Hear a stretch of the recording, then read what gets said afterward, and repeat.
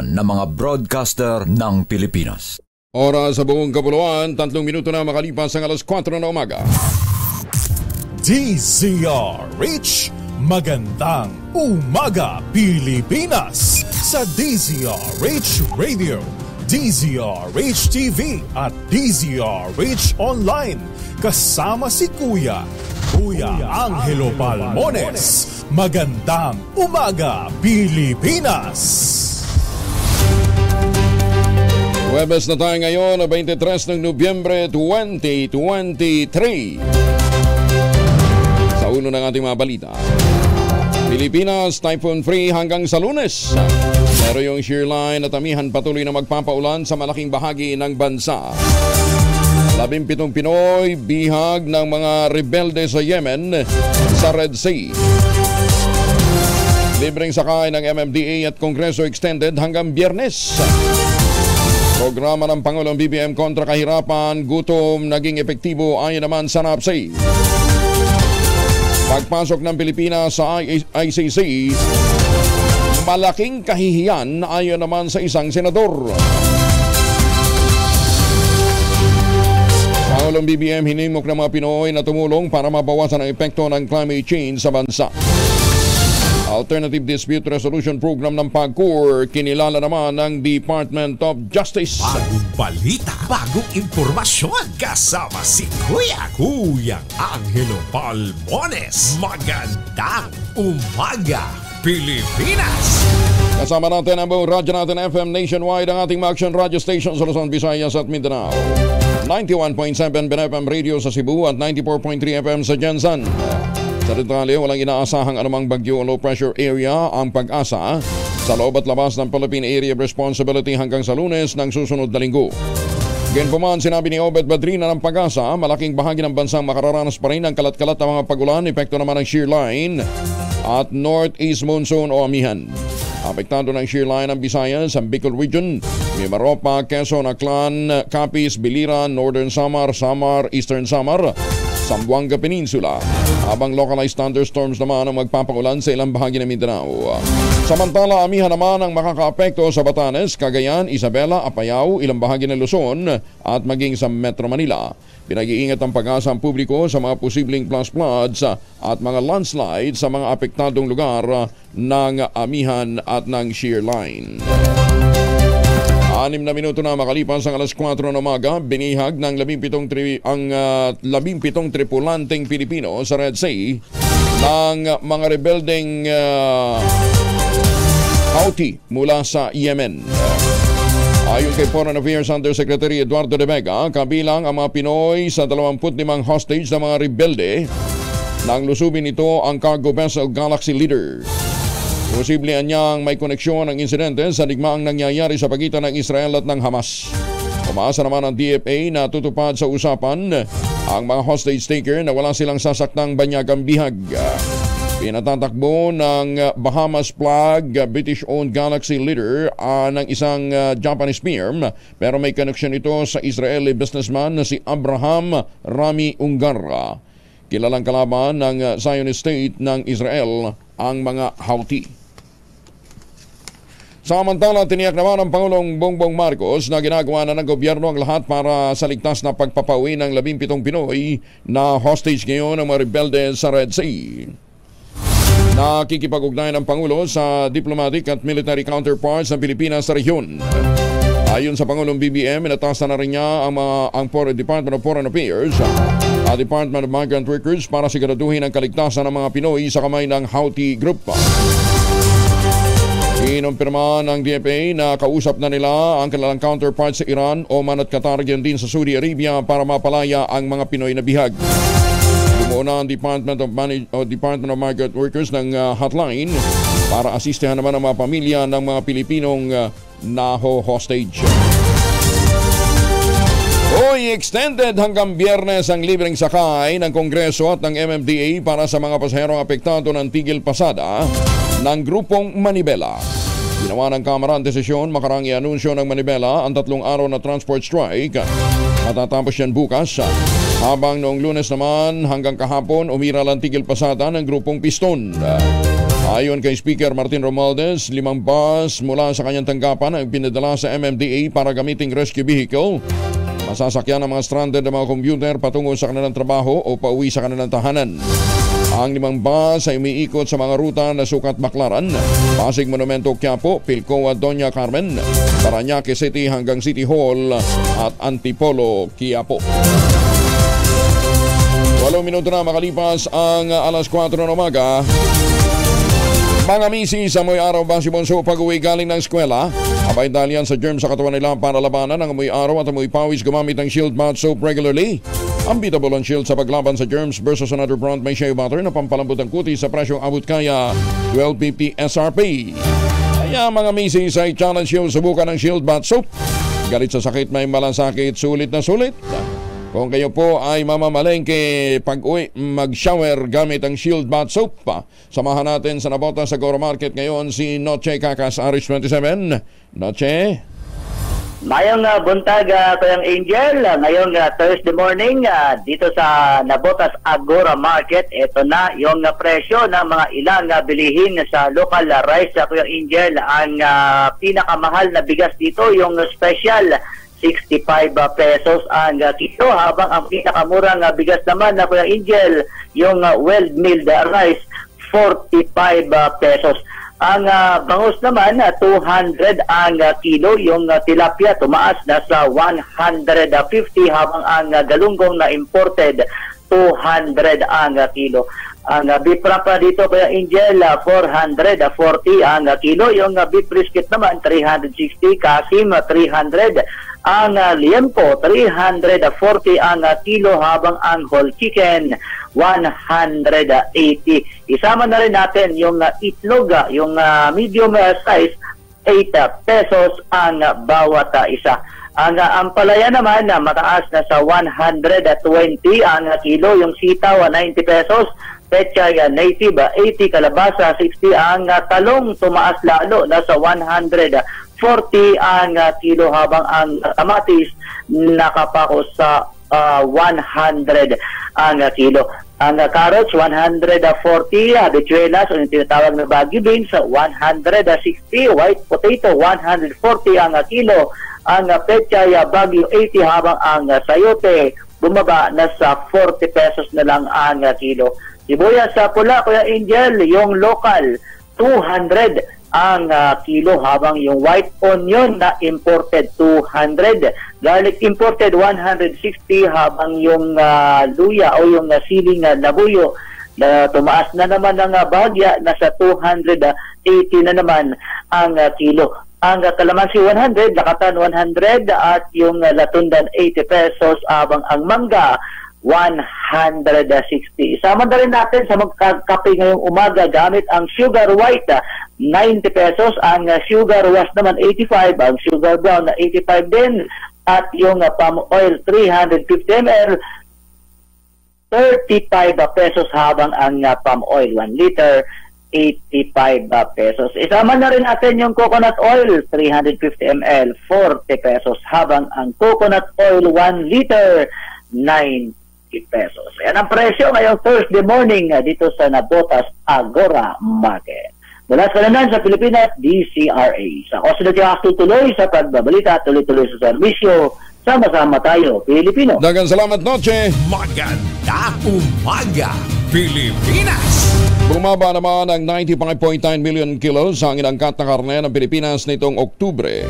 Ayon sa Bureau of Animal Industry, katumbas ito ng 18.9% na pagbagsak ng importation dahil sa agresibong kampanya ng Department of Agriculture laban sa illegal trading.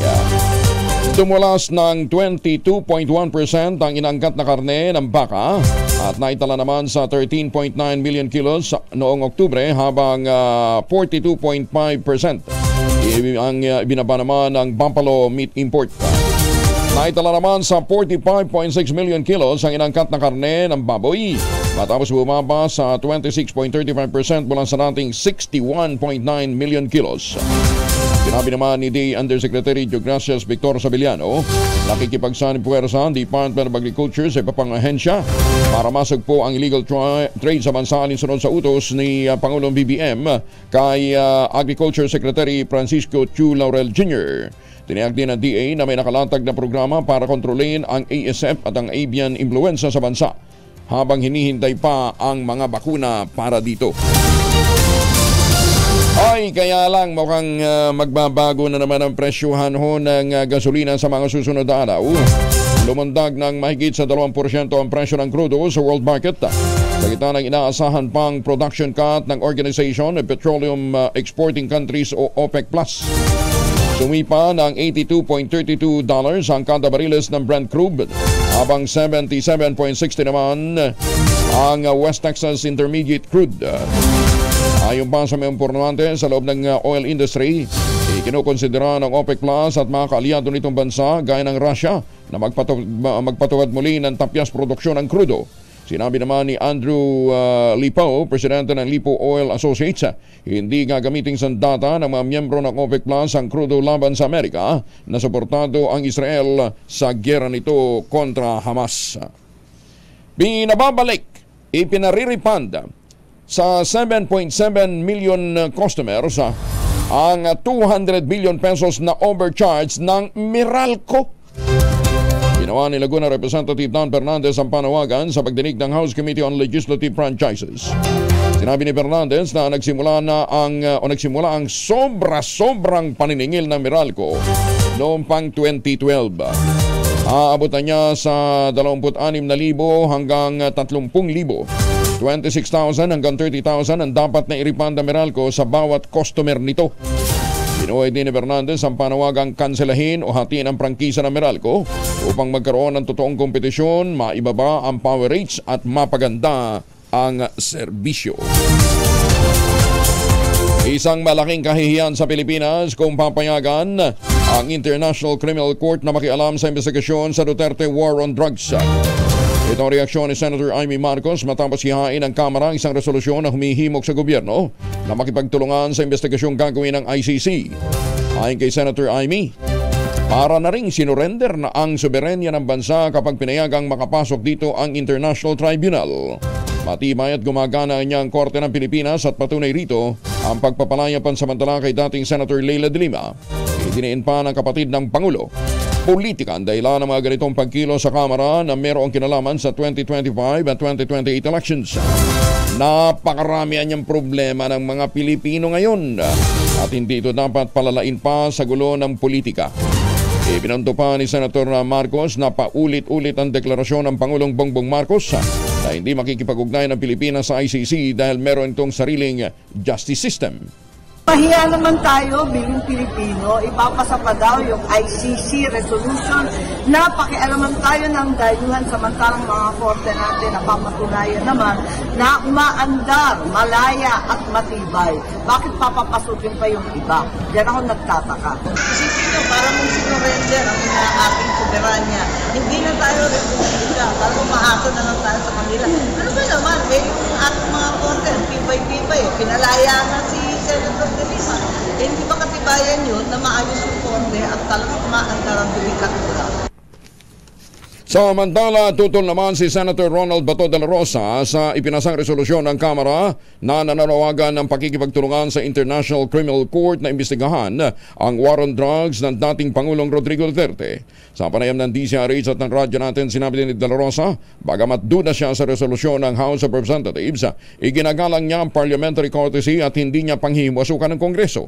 Pero ayon kay de la Rosa, maging ang Pangulo, hindi makikialam sa ICC na una nang sinabi nito na walang plano ang Pilipinas na muling umanib sa banyagang korte. Binigyan din pa ng senador na walang karapatan ng ICC na manghimasok sa judiciary dahil gumaganam naman ang judicial system sa bansa. I fully observe interparliamentary courtesy. Kung ano yung ginagawa nila sa House, hindi kami makikialam. At kung anong ginagawa namin dito sa Senado ay wala rin silang makialam. Pero yun nga lang, nagwa-wonder lang ako kung yan man, just in case, kung yung resolution na yan ay makapasa sa House, talaga mag-wonder rin ako kung, di ba, the President made it very clear, yung kanyang stand about in pakikialam ng ICC dito sa ating bansa. Ilang beses niya sinasabi ng ating Pangulo na hindi siya papayag na makapasok dito yung ICC para makikialam dito. Posible man ang mabigo sakali mang magkaroon ng impeachment ng Kamara laban kay BP Sara Duterte. Ayon sa nating Presidential Advisor for Political Affairs na si Ronald Llamas, magiging kontraproduktibo ang pagbubunyag ng maaga sa planong demolition job. Sinabi ni Llamas na walang nag-aanunsyo ng impeachment dahil sorpresa itong ginagawa at kailangan mo nang magbilang ng boto. Posible niyang may impeachment attempt laban kay VP Sara dahil sa nakabimbing petisyon sa Korte Suprema laban naman sa kanyang confidential fund. Samantala, 2 bata na may edad 5 at 6 nalunod sa sapa sa mga Tarem, Pangasinan. Masantos siya kabasan ni Chiki Amin sa ating mga kababayan sa Pangasinan. Detalye ng balita mula kay Freddy Pajardo. Freddy. Hindi na umabot ng buhay sa paggamutan ng 2 batang may edad 5 at 6 na taong gulang matapos silang malunod sa sapa. Sa ulat ni mga Tarem Chief of Police Major Arturo Melchor Jr., dumulog sa kanilang himpilan si Lailani Santos, 41 anyos, may live-in partner, 1:00 ng hapon para mag-report na nalunod ang kanyang anak na 5 taong gulang at kalaro nitong 6 na taong gulang na kapwa lalaki sa sapa sa kanilang barangay sa Kabayawasan. At sa investigasyon na batid na 12:30 ng tanghali, nakita ni Lailani ang anak at kalaro nitong naliligo sa sapa, subalit nang tatawagin ang mga ito 1:15 at nakita niya nakalutan ng isa at wala ng malay. Kaya agad siyang humingi ng tulong sa mga kalalakihan sa kanilang lugar at pinagtulungang hanapin ang kanyang anak na nakita sa ilalim ng tubig. Agad isinugod sa mga Tarem District Hospital ang 2 biktima, pero kapwa idineklarang dead on arrival na ng attending physician. Mula sa Aksyon Radyo Pangasinan, ito si Freddy Pajardo, RS38, tuloy-tuloy sa pagbabalita, tuloy-tuloy sa serbisyo, sama-sama tayo Pilipino. Maraming salamat, Freddy. Kaya din ho sa mga magsiswimming, mag-outing, long weekend ngayon ha. Ingatan po natin ang mga chikiting. Oy, pero mga mamis, laundry day ba today? Lagi ka bang kunod noo sa mga kapit, madikit at malulupit naman siya? All you need is pride. At mapahirapan ang self-con sa pride, easy at worry-free naman ang laundry. Sa triple stain-away formula, tanggal ang matitinding mancha based on test sa chocolate, mud, and sebum on cotton. Gawa po ito ng ACS. Alas 4:20, wanted person na ilang taon ang nagtatago sa sementeryo, arestado sa Orion, Bataan. Detalye na balita mula kay Danny Comilang, RS37. Danny, good morning.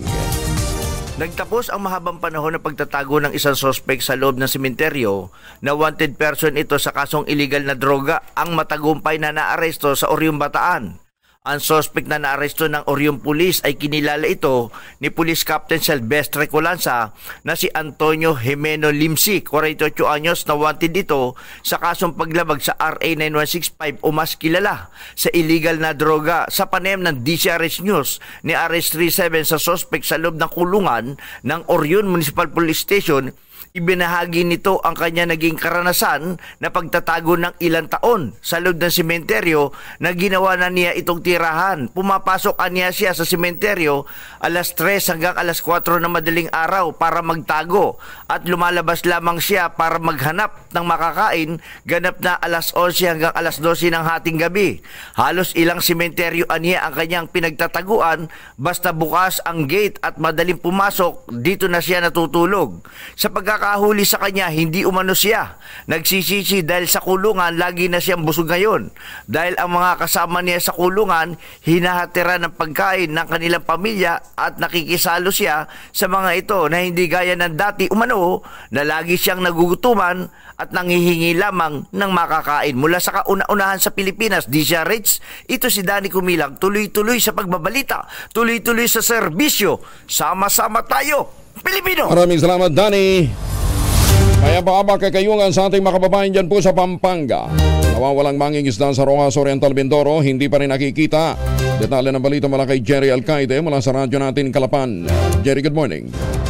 Magandang umaga. Patuloy na pinaghahanap pa rin ng mga tauhan ng Philippine Coast Guard at Rescue Team ang nawawalang mangingisda sa karagatan ng Rojas Oriental, Mindoro. Ang nawawalang mangingisda na nakilalang si Richie Yap ay pumalaot upang mangisda noong 18 ng Nobyembre at mula noon ay hindi pa bumabalik at hindi na nakita ng kanyang asawa at mga kaanak sa barangay San Jose sa bayan ng Rojas.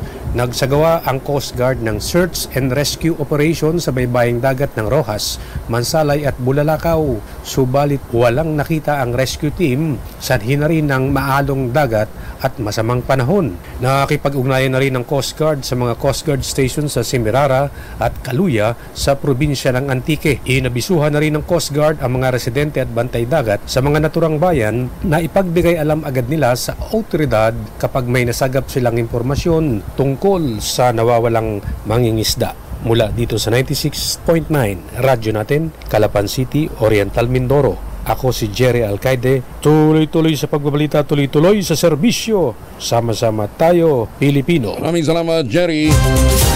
Dragda naman sa bayan ng San Miguel, Leyte, dinismantel ng apat na nadismantel at naaresto na po ang apat na sospek. Ako, meron pang minor de edad. Detalye na balita mula kay Jimmy Angay-Angay, RH32, maupay nga aga, Jimmy. Din sa bayan ng San Miguel, Leyte na dismantol ng PNP, SAF at PDEA. Kinilala ng PNP ang mga suspect sina Jesus Adrales, 32 anyos, maintainer, residente ng sitio Picas, Barangay Libtong, San Miguel, Leyte, Antonio Adrales, Jessica Adrales, bisita at isang minor de edad. Nabilhan ng mga suspect ng isabu lahat ng legal na droga na nakumpiska ng mga kapulisan, nagkakalagang halos 50,000 pesos. Sa kasalukuyan ng mga suspect nasa kustodiya ng San Miguel, Leyte PNP at naharap na sa kaso laban sa pagmiminti ng drug din at pagbibinta ng shabu. Wala sa Action Radyo Tacloban, ito si R32 Jimmy Angay-Angay. Tuloy-tuloy sa balita, tuloy-tuloy sa serbisyo, sama-sama tayo Pilipino. Dagang salamat, Jimmy. Hoy, bilang ng araw ng mga convicted drug lord na patuloy sa kanilang illegal na gawain kahit nasa loob ng kulungan. Ito'y matapos na aprobahan ng Kamara de Representantes ang pagpapataw ng 40 taong kulong at 10 milyong pisong multa sa mga bilanggong mahuhulihan ng illegal drugs at iba pang kontrabando. Sa botong 208, kinatigan ng mga mababatas ang pag-aproba sa House Bill 9153 o Contraband Detection and Control System Act. Kasama sa panukalang paglikha ng detection and control system sa mga kulungan upang mahuli ang mga lalabag. Pangunahing inekda ni Surigao del Norte 2nd District Representative Robert H. Bivers ang chair ng Komite on Dangerous Drugs ang naturang panukala. Inilatag sa panukala ang 11 kategorya ng kontrabando gaya ng iligal na droga, armas, pampasabog, alkohol o nakalalasing na inumin, sigarilyo, tabako, vape, lahat ng uri ng currency at pera, electronic communication device at luxury items gaya ng appliances, pangsugal at alahas. Sino mang magtatangkang magpasok o magpupuslit ng iligal na droga at armas at pampasabog, papatawan ng 20 taon hanggang 40 taong pagkakakulong at mula 5 milyong piso hanggang 10 milyong pisong multa. Para sa mahuhulihan ng iba pang kontrabando, 6 hanggang 12 taong pagkakakulong naman at multang 1 milyon hanggang 5 milyong piso ang ipapataw. Apat na bayan naman sa Bangsamoro Autonomous Region in Muslim Mindanao tumanggap ng recognition sa pamamagitan ng Anti-Drug Abuse Campaign. Detalye ng balita mula kay Jun Dimakutak, RA19. Assalamualaikum, Jun. Alaikum assalam, Kuyang Angel. Kinilala sa ginanap na 2023 Anti-Drug Abuse Council o ADAC na ginanap sa Crown Plaza, Manila Galleria, Ortigas, Quezon City ang apat na bayan mula sa BARM kaugnay sa kanilang outstanding performances na totally ay ma-eradicate ang illegal drugs sa kani-kanilang mga bayan. Ang apat na recipients ay ang Kapatagan, Lanao del Sur, Kabuntalan at Upi sa Maguindanao del Norte at Bayan ng Paglat mula sa Maguindanao del Sur. Ang apat na bayan ay nagpakita ng kani-kanilang dedikasyon na maipatupad at mapagtagumpayan ang anti-drug campaign. Maliban sa awards ng plaque marker, tumanggap din ng tig 100,000 pesos sa mga recipient towns. Batay sa pahayag mula sa mga alkalde, labis nilang pinasasalamatan ang pamunuan ng MILG BARM at ang DILG National sa tinamo nilang karangalan na silang nag-iimplementa ng epektibong anti-drug measures sa buong BARM at sa buong bansa. Ang pamunuan ng MILG BARM led by Attorney Nagibson Narimpo ay kinikilala ang kahalagahan ng ADACs sa local level na may malaking ambag umano sa pagkikiisa sa laban sa kontra illegal drugs sa BARM region. Nabatid na ang ADAC Performance Audit ay isang national program na iniimplementa ng DILG led by Secretary Attorney Benhur Abalos sa buong bansa sa layuning matulungan ang pagiging epektibo ng local ADACs na nakabatay naman sa existing policies. Naging representative ng MILG sa nasabing aktibidad sina Public Safety Division Chief Michael Lagilay, Provincial Director sa Engineer Amina Daladag of MILG Maguindanao Field Office at Kader Indar Jr. ng MILG Lanao del Sur Field Office. Mula sa kanunahan sa Pilipinas, di sa RH, ako si RH19, June Di Makutak, tuloy-tuloy sa pagbabalita, tuloy-tuloy na serbisyo, sama-sama tayo Pilipino. Sukran John, may buntag sa matig paminaw nato diyan sa Sultan Kudarat. Siyempre sa mga nakatutok din sa atin dyan sa Maguindanao at sa Cotabato City, inaprobahan ng Kamara de Representantes sa ikatlo tuling pagbasa ang panukalang sususog sa pagnanais ng Administrasyong Marcos na malinang ang paggamit ng nuclear energy sa bansa.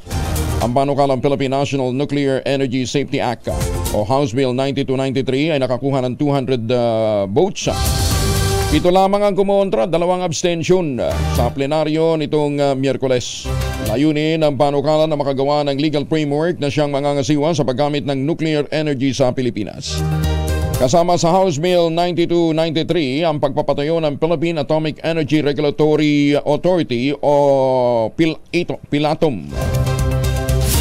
Kabilang sa pangunahing maigda ng panukala sina Congressman Mark Cojanco, Gloria Macapagal-Arroyo, Aurelio Gonzalez, Jose Manuel Dalipe, Sani Lagon at marami pang iba. Sa ilalim ng panukala, ang regulatory function na lamang ng Philippine Nuclear Research Institute ay ililipat din sa PhilAtom. Tumaas pa ang seismic activity ng Canlaon Volcano sa Negros na ngayon ay nasa ilalim pa ng Alert Level 1. Dahil dito posibleng itaas ng PBOC sa Alert Level 2 ang Bulkang Canlaon matapos maitala ang 15 volcanic tectonic earthquake sa pagitan ng alas 4 ng umaga hanggang alas 5 ng umaga kahapon. Bukod dito, napansin din ang pagtaas ng volcanic sulfur dioxide emission mula 570 tons kada araw noong May 1 hanggang 1,000 tons kada araw nitong November 14. Pinapayuhan din ng PBOC ang publiko at ang lokal na pamahalaan na mag-ingat, iwasang magtungo sa 4 kilometrong permanent danger zone dahil sa posibilidad na magkaroon ng biglaang phreatic eruption na maaaring maganap ng walang anumang abiso sa paligid ng Canlaon. Niyanig muli ng magnitude 6.1 na lindol ang Balot Island sa Sarangani, Davao Occidental kahapon na umaga. Ayon sa Philippine Institute of Volcanology and Seismology, naramdaman ang pagyanig dakong alas 10:48 na umaga sa lalim na 173 kilometers. Na-trace ang epicenter ng lindol sa layong 413 kilometers sa timog silangan ng Balot Island. Unang naiulat ng PBOC na nasa 5.8 magnitude ang lakas ng pagyanig. Naramdaman ang intensity 2 sa Glan, Alabel, Malapatan, Malungon at Camba sa Sarangani, Tupi, Tampakan, Coronadal at Tibuli sa South Cotabato. Intensity 1 naman sa Polomolok, Surala at Lake Cebu, Iloy sa South Cotabato at sa Maasin at Maitom sa Sarangani. Inaasahan ng mga aftershocks sa nangyaring lindol pero wala naman daw itong maidudulot na pinsala. Hindi po ito aftershock ha. Ito po ay isa pang panibagong lindol. Nakatanggap ng pagkilala mula sa Department of Justice ang Alternative Dispute Resolution Program ng Philippine Amusement and Gaming Corporation of PAGCOR para makamit ang mataas na mediation success rate.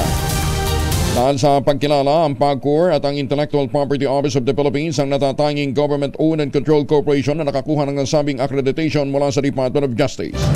Sa ginanap na recognition ceremony sa PAGCOR Executive Office sa New Coast, Manila, sinabi ni Justice Undersecretary Irene Torres Alogok, humanga sila sa mataas na success rate ng mediation program ng PAGCOR.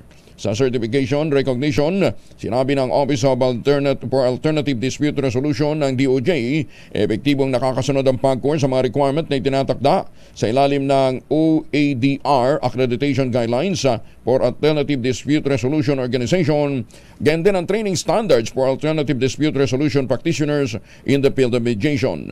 Ang accreditation ng gaming industry ay valid hanggang sa 2024. Hoy, baka kayo ho'y may mga importanteng lakad, huwag kalimutan magpaon ho ng family alcohol. Dalawang formulation ng family alcohol na pwede nating pagbinian. Yung family 70% isopropyl alcohol, especially prepared for clinics, hospital, pharmacies, laboratories, pero okay na okay din po yan sa mga households. Very effective sa disinfection at sterilization. Ganyan ang bagsik ng family 70% isopropyl alcohol. Maghapon man yung gamitin, no problem. Hindi po manunuyo yung mga kamay dahil meron po itong moisturizer. Yun namang mabangong family rubbing compound improved cologne. Ayan ho yung mabangong isopropyl alcohol na ginagamit ho ng mga masahista, mga barbero, mga doktor, mga nurse, mga kumadrona for sponge baiting and other cleansing purposes. Family rubbing alcohol parang DCRH book na sa mahabang panahon, mabibili sa namang butik at convenience stores nationwide. Family rubbing alcohol, hindi lang pampamilya, pang sports pa. Umaga, Pilipinas! Senator Lito Lapid, Supremo, binabati ka ng mga suki mong blind masur. Isang lodging house naman na pagmamayari ng LGU Pandan sa Catanduanes nasunog. Nako. Detalye ng balita mula sa radyo natin, birak mula kay Ray Baton Jr. Diyos marahing aga, Ray. Nasunog ang isang lodging house na may 2 kwarto na pagmamayari ng LGU Pandan nitong nakaraang Sabado bandang alas 9 ng gabi. Ayon kay Pandan Fire Station Chief Investigator Unit FO3 Leo Bayos, isang report umanong kanilang natanggap sa isang empleyado ng LGU Pandan at caretaker ng Pandan Seashore Park sa Barangay del Norte hinggil sa nangyaring sunog sa nasabing lugar. Dagdag pa ng nasabing opisyal, ito umano'y nagsisilbing storage room ng LGU Pandan at doon rin natutulog ang caretaker nito. Inaantay sa ngayon ng BFP Pandan ang deklarasyon sa laga ng nasunog mula sa LGU Pandan lalo na't mga kagamitan nila ito habang nagpapatuloy ang investigasyon ng BFP Pandan ukol sa nasabing insidente. Sa inisyal na report ng nasabing opisina, nagbula umano sa kisame ng kwarto ang sunog. Mula sa kauna-unang radyo sa Pilipinas, DZRH, ito si Ray Baton Jr., tuloy-tuloy sa pagbabalita, tuloy-tuloy sa serbisyo, sama-sama tayo, Pilipinas.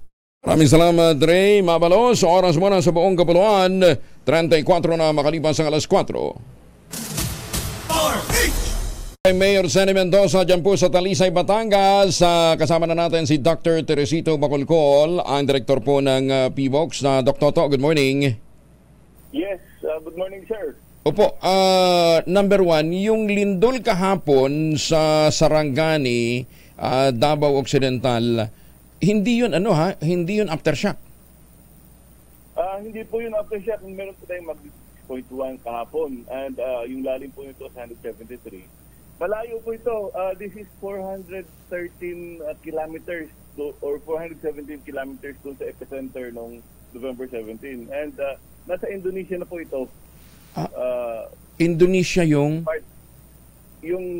epicenter and yung source.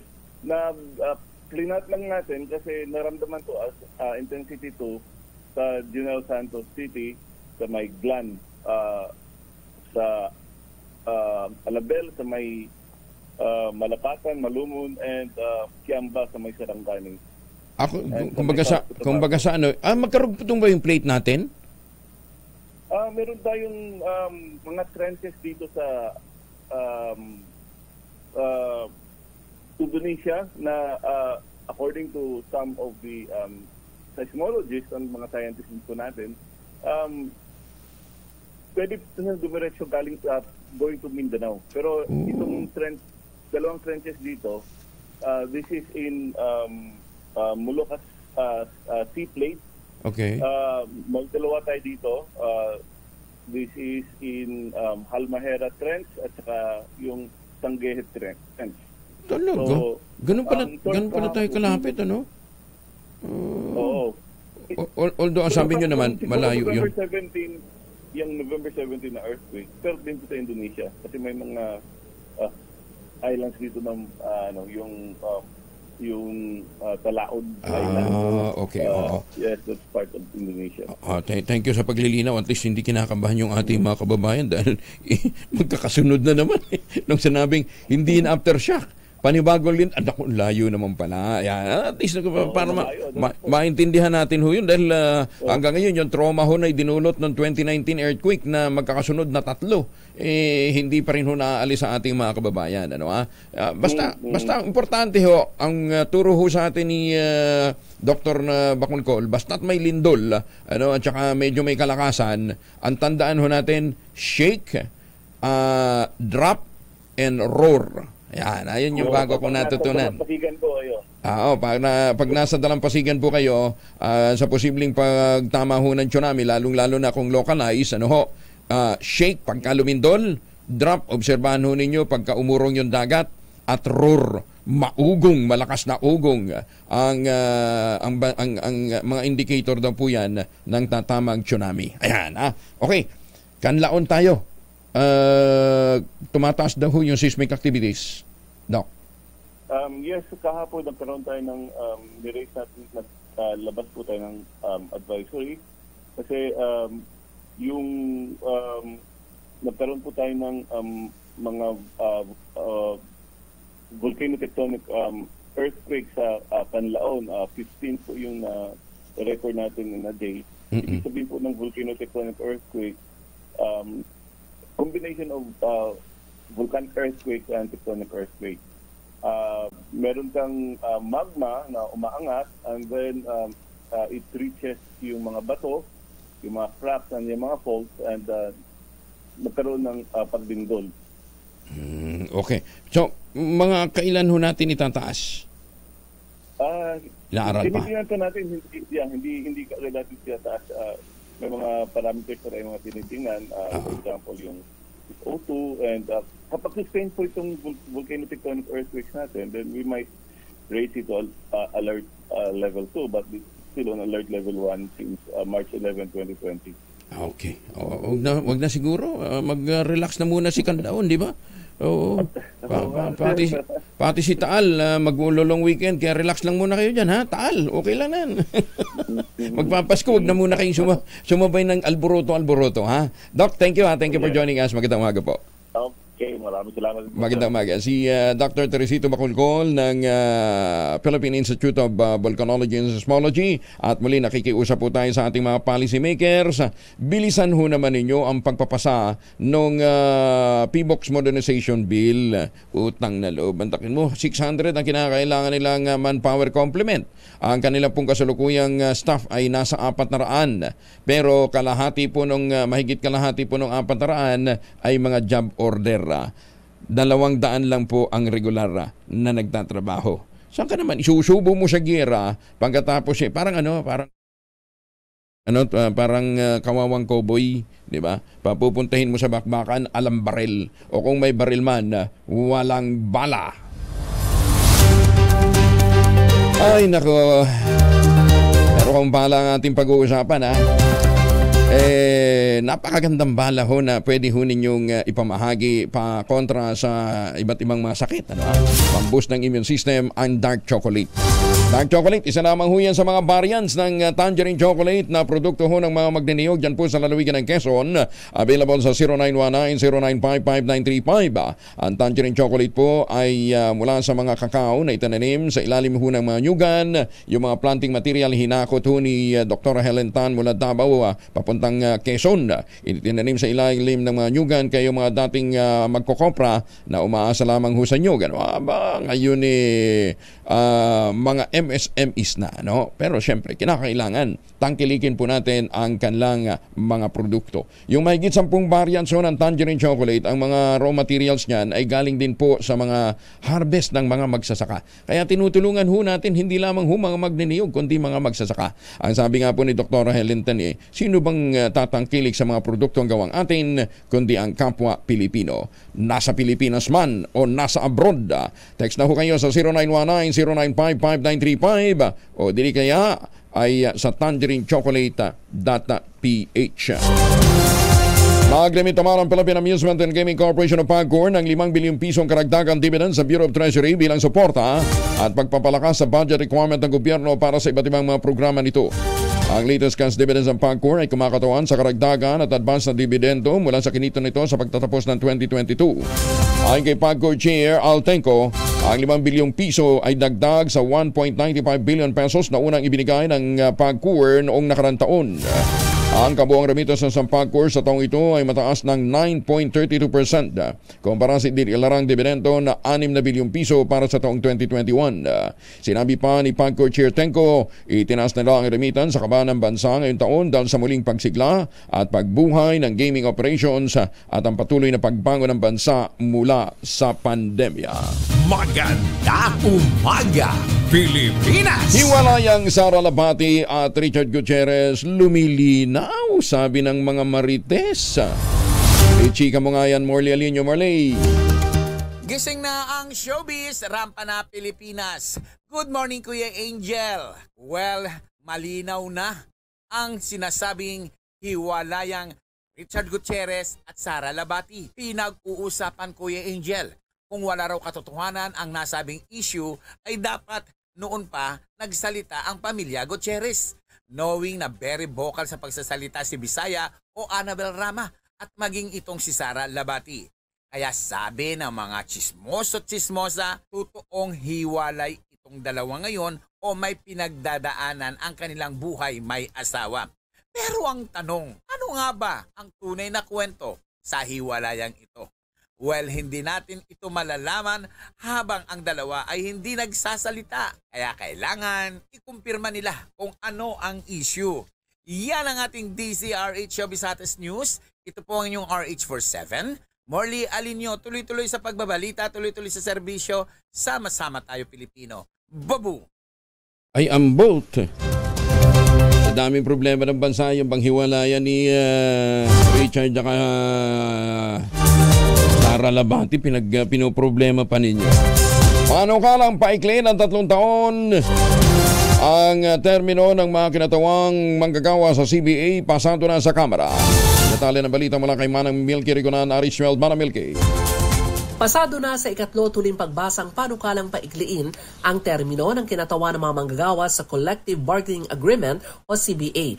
Mula sa salukuyang 5 taon ay gagawing 3 taon. Sa botong 210, inaprobahan ng Kamara ang House Bill 9320 na pangunahing akda ni Parañaque City 2nd District Representative Gas Tambunting. Kapag naisabatas, amyandahan ng bill ang Philippine Labor Code para maprotektahan ang karapatan ng mga manggagawa para sa collective bargaining and negotiations. Layunin nito na mabigyan ng pagkakataon ng mga manggagawa na pumili ng nararapat nilang kinatawan na makapagsasalita para sa kanilang mga pangailangan. Sa bill, ang makasalukuyang CBA ay mananatili hanggang sa matapos ang pagiging epektibo nito. Ang Department of Labor and Employment ay maglalabas lamang ng certification para sa eleksyon ng kinatawan ng mga manggagawa sa CBA sa loob ng 60 araw bago mag-expire ang termino ng kasalukuyang CBA. Ang CBA ay ang karasunduan na resulta ng negosasyon ng labor organization at employer, kaugnay naman ng sahod, oras ng trabaho at iba pang mga katulad na bagay. Para sa kauna-una sa Pilipinas, DZRH, ako si Milky Rigonan.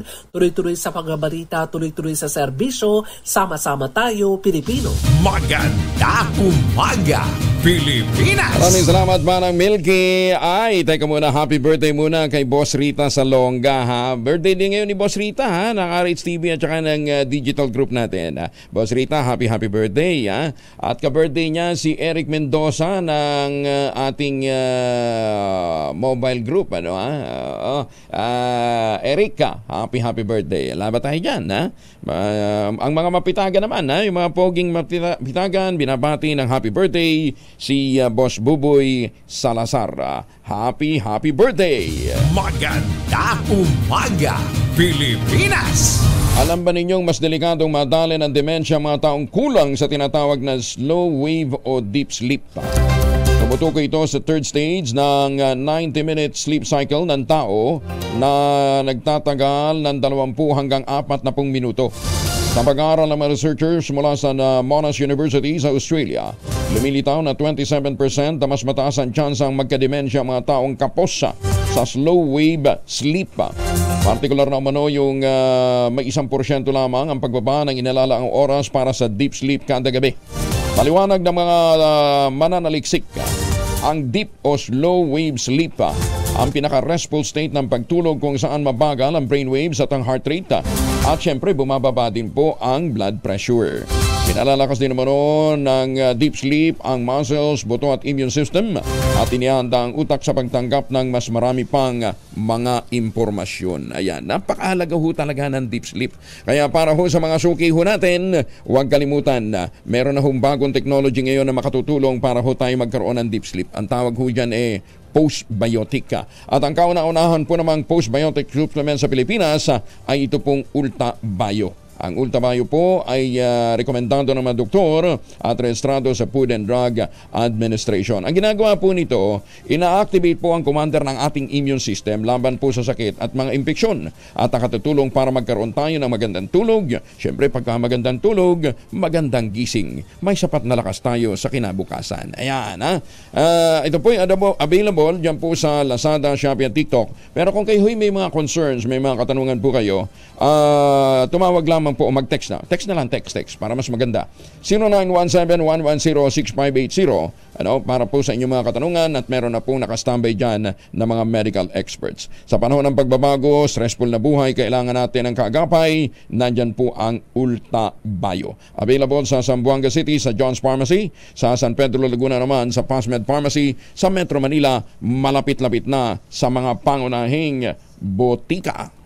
At para may pambili tayo ng Ulta Bio, 3,000 ang naghihintay na premyo sa Mahiwagang Tunog. Mahiwagang Tunog!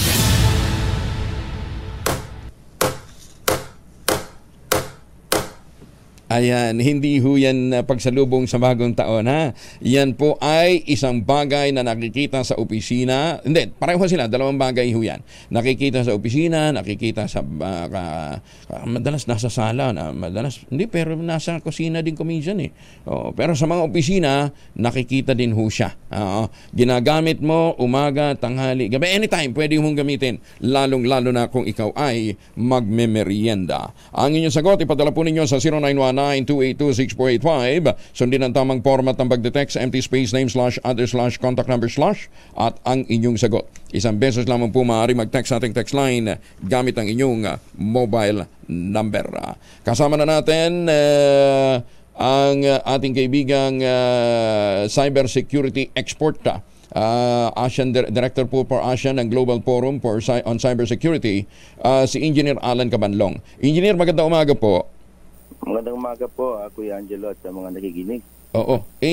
Kahapon ho kasi, ang sinasabi ho ng DICT, ano ang katibayan ng NSA sa kanilang kahilingan na ipagbawal ang TikTok sa mga ahensyang may kinalaman sa national security?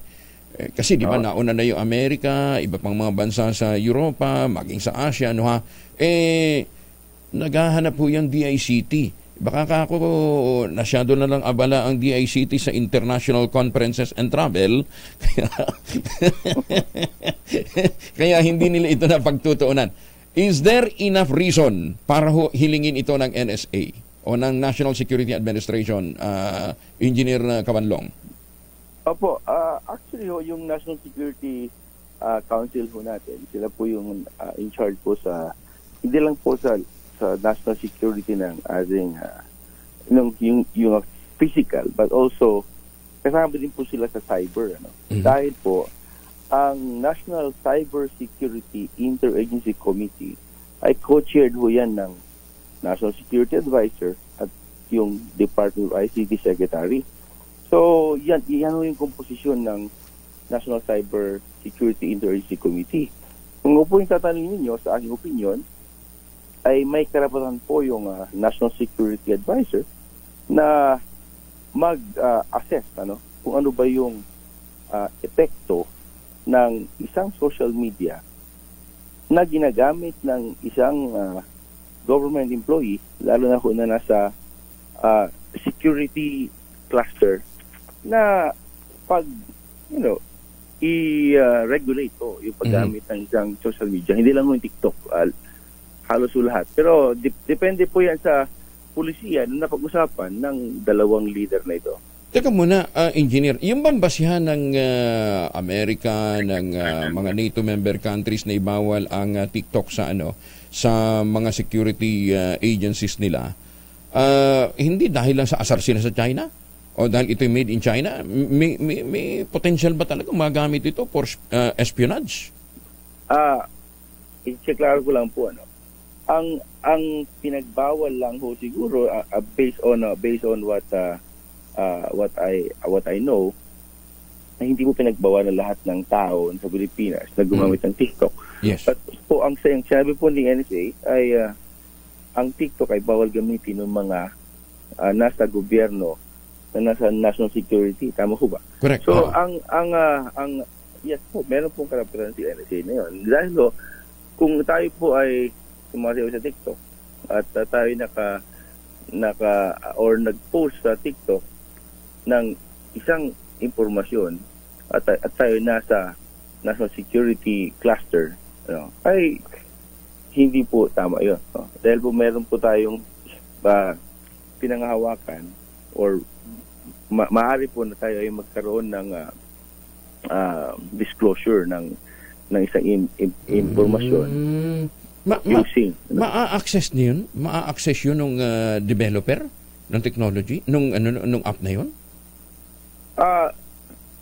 Ang aking opinion ay kung ang tinatanong ay basihan ng US or ng ibang bansa, India, suban na TikTok, ay nagkaroon na po yan sila ng review. Ang bawat national security agency ng bansa na yan, ay nagkaroon na po sila ng thorough review. So, ang aking point lang, if we are like-minded countries at tayo nag-uusap kung ano ba yung basihan at tayo at napatunayan nila yan dahil pinan nila, then of course malamang at mayroon sila nakita. So ganun ho yung implikasyon dyan. Teka muna. Paggamit ng TikTok. Engineer, di ba nagpatawag ho kayo ng meeting? Mukhang may security cluster meeting ho kayong ni-request the past few days. Anong latest ho doon?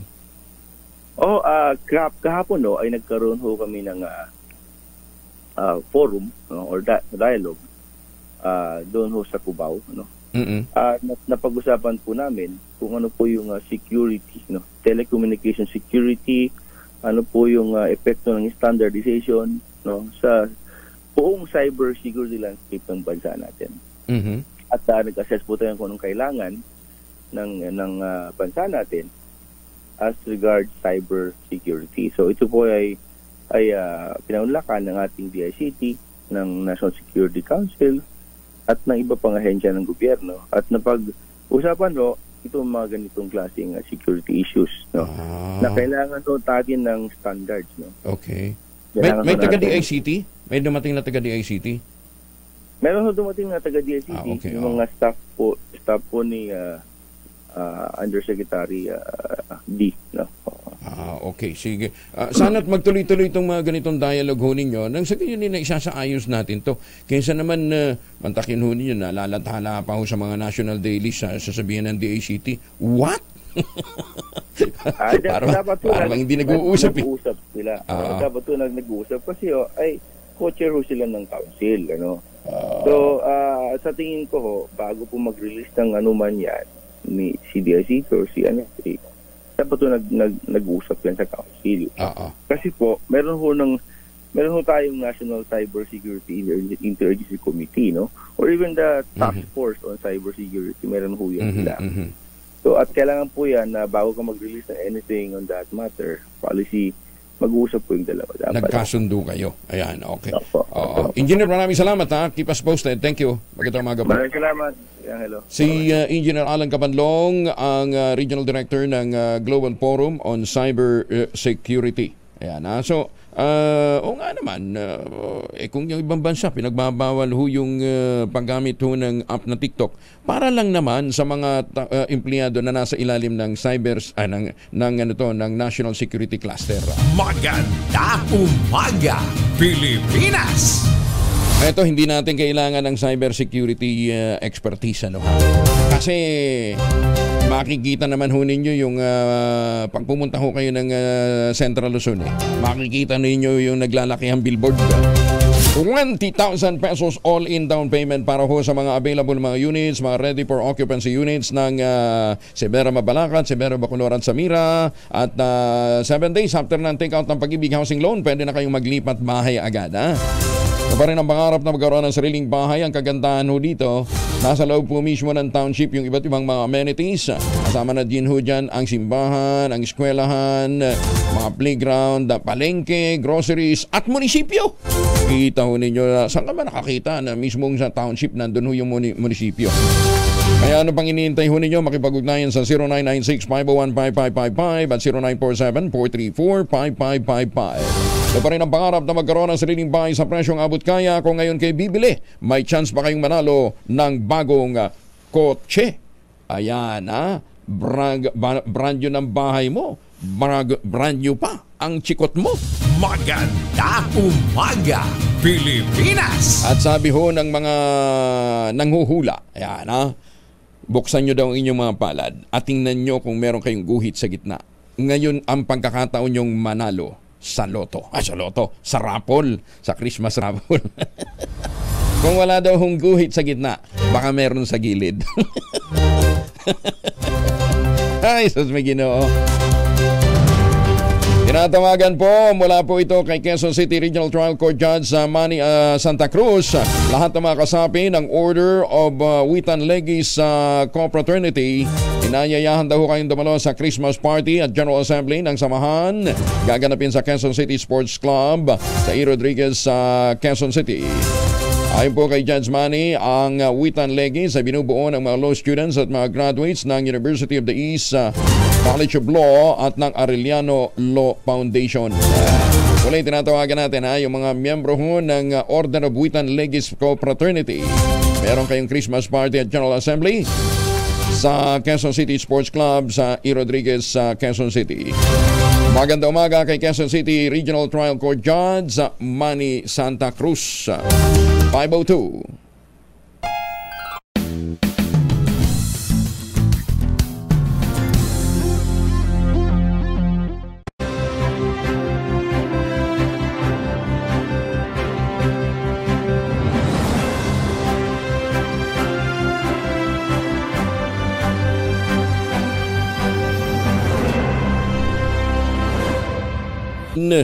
Dalawang minuto na po makalipas ang alas 5 ng umaga. Bagong balita, bagong impormasyon. Kasama si Kuyang Angelo Palmones. Magandang umaga, Pilipinas!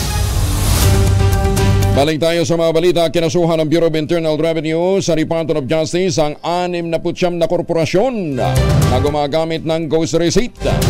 Ayon kay BIR Commissioner Romeo Lumagi Jr., 15 reklamong kriminal ang inihain laban sa mga opisyal ng kumpanya. Nasa 1.8 billion pesos ang kanilang tax liability. Lagot kayo. Sinabi ni Lumagi na kabilang sa kinasuhan ay nasa industriya ng marketing, construction supplies, office supplies, automotive oils, electrical at mechanical systems, contracting, mga hotel at mga food services. Tinaya ng BIR na nasa 370 billion pesos ang kita ng gobyerno sanang nawawala dahil naman sa mga peking transaksyon at gumagamit ng ghost receipt. Inilunsad naman ng Bureau of Customs katuwang ang upang mga ahensya ang e-travel custom system sa NAIA Terminal 1 upang mapatibay ang pambansang seguridad, mapabilis ang mga gawain, gawing simple ang proseso ng mga kinakailangan dumaang pasahero at crew ng mga airline company. Makakasama ng BOC sa pagpapatupad ng bagong sistema ang Bureau of Immigration, Bangko Sentral ng Pilipinas, Anti-Money Laundering Council at ang Department of Information and Communication Technology. Ayon kay Customs Commissioner Benvenuto Rubio, ang pagsasama-sama ng Electronic Customs Baggage Declaration Form at Electronic Currencies Declaration Form sa e-travel system ng Bureau of Immigration ay makatutulong sa pagkuha ng mga impormasyon mula sa mga pasahero at crew ng mga airline na dumarating at umaalis ng bansa. Layunin ng collaborative initiative, i-optimize ang control sa hangganan, pausahin ang pagsubaybay sa kalusugan at pangasiwaan ng pagsusuri ng economic data analysis. Sa pamamagitan ng bagong sistema, isang portal na lamang kinakailangan puntahan ng mga pasahero at crew dahil nandun na ang mga border control requirement ng BI, Bureau of Quarantine, Bureau of Customs at ng BSP. Kumpiyansa naman si Commissioner Rubio na makatutulong ang bagong sistema upang mas magawa ng ahensya ang mandato nito at patunay ito sa dedikasyon ng gobyerno na mapabilis at mapaigting ang pagbabantay sa mga border ng bansa alinsunod sa international standards. Samantala, kasama natin si dating Vice Mayor Samuel Alim ng Alamada, North Cotabato. Teka, mukhang matindi itong problema nila dito sa pilitang pagpapaliso sa mga nagtitinda sa palengke. No? Vice Mayor, magandang umaga po sa inyo. Magandang umaga po, Kuya Angel. Oo. Vice, mukhang tumitindi itong problema. Ang una kong gustong malaman muna, bago ba yung palengke ho ninyo? Bagong gawa? Hindi po bago yun. Hindi po bago yun. Existing na palengke yan. Okay. At saka may mga bago. May luma, may mga bago. Hindi, yung ino-occupy ngayon ng mga nasa palengke. Yung mga ino-occupy ngayon, yung mga existing building yan na pwede pang magamit at yung iba bago pa at saka hindi pa nagamit. At yung mga iba dyan, yung mga residensya na dyan nakatira. Nung since hindi pa nagawa yung bayan ng Alamada, nakatira na sila dyan ngayon. Okay. Yan kusa kaming paalisin. Kaya nga, kung bagong gawa, kung matitibay pa at hindi pa nga occupied yung iba, bakit kinakailangang i-demolish? Bakit kinakailangan palipatin ho yung mga nag-occupy na mga vendor? Yun nga ang pinagkatakahan namin dahil nagkakaroon nga kami ng friendly letter protest doon sa LGU ng at saka sa Sangguniang Bayan. Ang problema, hindi kami pinakinggan. Tapos sa building ngayon, yung mga building ngayon na ginagawa, na bagong gawa, talagang hindi pwede gigibain kasi kailangan pa ng certification galing sa COA. Oo nga, teka muna, may court order ba? Kasi nakita ko dun, parang may court order ba ito? Wala pong court order. Kasi yung kaso namin ngayon na special civil case, andun pa on trial pa sa korte. Uy. Na wala. O hindi magiging moot academic pagka dinimolish nila na walang court order? Yun nga ang mangyari. Pero yung local government agresibo para sirain yung building. At saka ngayon ang buong perimeter ng public market ay isasara nila sa pamagitan ng fencing ngayon, fencing. Okay, maglo-loan daw yata kasi may loan na kinukuha para dito sa pagpapatayo nitong palengke. Ano daw bang gagawin diyan sa palengke? Gagawin nila itong mega market. Ang buong palengke na 2 hectares gigibain nila yung mga existing building na pwede pang magamit. Lahat totally demolish nila dahil sa kasama yung mga covered court, barangay hall. Tapos yung amount na ilulong nila is 300 million. Wow! 300 million ang loan. Kaya naman pala maganda naman ho pala yung pinag-uusapan kayo naman. 300 million, didemolish mo yung existing market, pati yung iba pang mga pasilidad para magpatayo ng mega market. Vice, mas kabisado yung lugar marami bang dumadaang namamaling para sasadyain ba yung mega market kung sakasakaling yan po maipatayo? Konti lang po ang taong nagtitinda sa Makatuwid.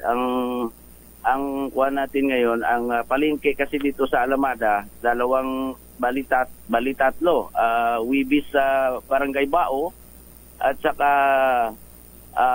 Sabado sa Barangay Dado. Ngayon, konti lang tao ang nagtitinda. Hindi, sabi nyo nga yung iba pumupunta dyan. Sabi nyo nga yung ibang mga structure hindi pa nga na-occupy hanggang ngayon Yes po. Totoo yan. At saka hindi pa nagamit. Bago talaga. Siya, sige, diintayin ho natin dapat yung hindi dapat ho ng lokal na pamahalaan yung magiging ruling ho ng korte. Bago siguro. Di ba? Yun po sana ang susundin nila, yung rule of law. Pero ngayon, agresibo yung ating ang LGU para sirain na ito within this week. Kaya naghihintay kami na matutali sarado kasi ang sabi sa akin ng kontraktor, yung one entrance, one exit na lang ang gagawin. Ngayon may taong sa loob na nagtitinda. Pag sinara niya, yun ang gagawin namin. Magkakaroon kami ng human barricade dito kasi yung mga tao nakatira dyan sa loob at saka yung nagtitinda hanggang December pa yung kanilang kontrata. Business permit, yung kontrata. Ba't kaya hindi nila patapusin hanggang December? Para maayos naman yung inyong Pasko. May sumulat nga yung Kitakubong Vendors Association, yung sabing Kiba, na humingi ng pabor sa LGU na bigyan sila ng 3 buwan na wag muna maglipat doon sa relocation.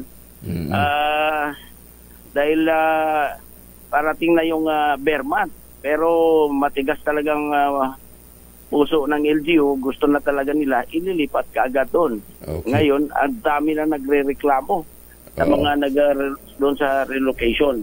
Vice Mayor, sige. Wala sa kita, ganun. Follow up din natin sa DILG ito. May parating natin sa DILG. Thank you, ha? Thank you for joining us and giving us the information. Maraming salamat po. Sige po. Maraming salamat po. Si Vice Mayor Samuel Alim ng Alamada dyan po sa North Cotabato. Jundi Makutak, kunin mo naman ang side ni Mayor Susing Sakdalan. Para marinig din natin bakit pinagpipilitan nilang hindi man lang tapos. Para namang nagmamadali, di ba? Patapusin nyo na lang muna yung Pasko at saka yung pagdinig ho ng korte, di ba? Kayo naman 300 million loans yung gusto nyo iprioridad at the expense ng ating pong mga kababayan doon. Magandang umaga, Pilipinas! Pangulong BBM tiniyak na ginagawa ng pamahalaan ng lahat para matiyak ang kaligtasan ng 17 Filipino seafarers na na-hostage sa Yemen. Detalye ng balita mula kay Let Narciso, Arish 14. Let, good morning. Prioridad ng Pilipinas na mapalaya ang 17 Pilipinong marino na bihag ng rebelding Houthi sa Yemen. Kaya naman ayon kay Pangulong Ferdinand Marcos Jr., ginagawa ng pamahalaan ang lahat para matiyak ang kaligtasan ng mga ito. Ayon sa Pangulo, mahigpit na nakikipag-ugnayan ang Department of Foreign Affairs sa kanilang counterpart sa Iran, Oman, Qatar at Saudi Arabia para sa update sa sitwasyon. Ang Department of Migrant Workers naman anya ay regular ang komunikasyon sa mga pamilya ng mga hostage. Pagtiyak ni Pangulong Marcos, hindi nag-iisa ang mga Pilipinong seafarers at sisikapin ng gobyerno na maiuwi ang mga ito ng ligtas. Batay sa pahayag ng DFA, hinayjack ng mga rebeldeng Yemeni ang barkong Galaxy Leader at binihag ang 25 tripulante nito, kabilang ang 17 Pilipino bilang ganti sa pag-atake ng Israel sa Gaza. Para sa kauna-unahan sa Pilipinas, DZRH, ito si Let Narciso, tuloy-tuloy sa pagbabalita, tuloy-tuloy sa serbisyo, sama-sama tayo Pilipino. Maraming salamat, Let. Si Manu Sanchez Hiray mula sa radyo natin Lawang sa Northern Samar. Kumustahin ho natin, ha? Intindi ho ng problema dinaanan po ng Northern Samar, eh. Ma'am Malu, good morning. Kumusta na ho kayo? Yes, magandang umaga po, Sir Angelo Pomones. Opo, umuulan pa ba dyan sa area nyo, dyan sa Northern Samar? Sa ngayon pong umaga ay tumila po ang ulan, pero kagabi po ay nakaranas po kami ng sunod-sunod na kulog, kidlat. Okay. Tapos kung saan, yung ibang area po ay nakakatanggap na naman ako ng mga panawagan na nagla-landslide at muntik nang abutin ang kanilang mga tahanan. Okay. Hanggang saan na lang ang tubig baha ngayon? Sa ngayon po ay mataas pa rin po ang lagpas sa ulo pa rin po doon sa area po na mga dinadaanan po ng sasakyan. Hindi pa rin po possible parting dyan sa may Bugo, Mondragon, Northern Samar at dito po sa may San Roque. Pero so far, ang good thing, wala pa rin tayong casualty, Walang napapaulat na casualty? Mayroon pong dalawang napaulat na casualties at ito po ay sa barangay Inaginayan, Pambuhan, Northern Samar. Ito po ay nangyari noong Nobyembre 21, 2023. Pero ibig sabihin, may dalawa namatay? Parte po ng Pambuhan. Yes. Other than that, po ito ng kanyang bahay na ng landslide. Pero so far, yun lang naman. Sa marami pang tao sa evacuation center?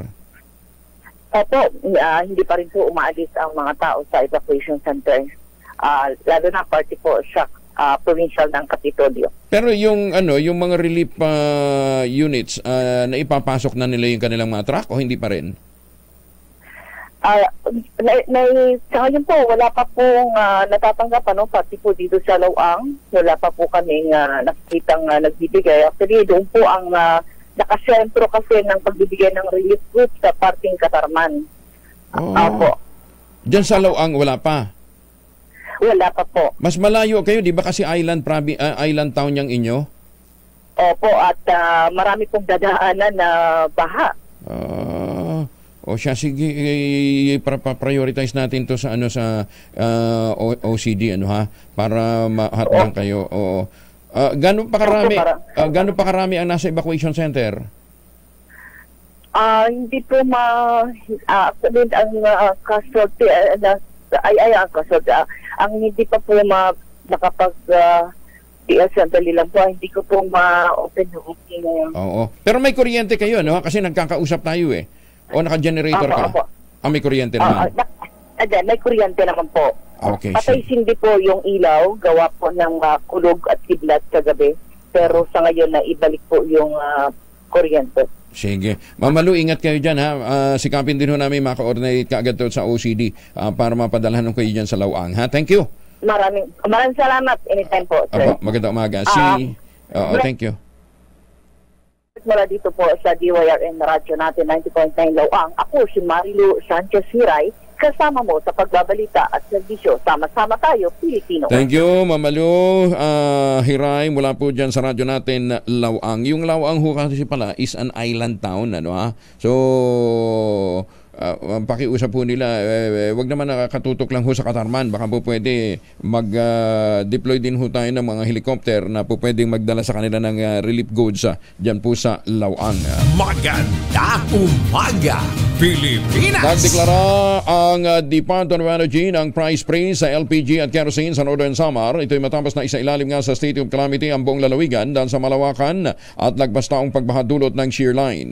15 araw na bawal gumalaw ang presyo ng LPG at kerosene sa Northern Samar. Epektibo ito kahapon hanggang December 5. Mahigit naman sa 370,000 na katao ang apektado ng malawakang pagbaha mula sa 24 na bayan ng probinsya.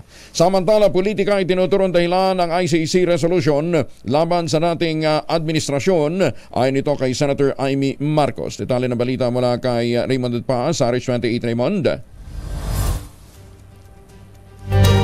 Raymond. Kuya Angel, good morning. Yes, go ahead, Raymond.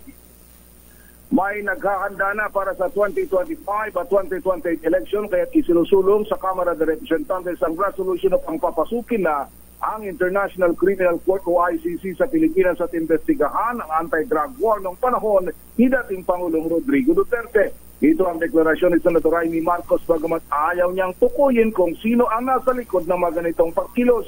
Git ni Senator Amy, hindi kailangan ang dayuhang korte gaya ng ICC na pumasok sa Pilipinas dahil matibay at gumagana ang ating mga korte. Patunay ang kamakailan lang ay pagpapalaya ng Muntinlupa Regional Trial Court kay dating Senator Leila de Lima.